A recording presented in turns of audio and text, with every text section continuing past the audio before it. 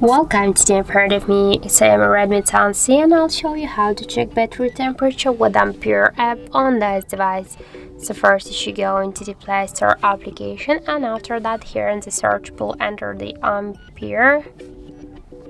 And now we should get this application, so tap to install and wait a couple of seconds while this application downloading and then installing on your device. After that, just click to open the app. Here click yes, I agree, pick close, and on the left down corner tap to OK. And now here you can see the section with the temperature of our device battery, and in my case that's 30 and 8 and 9.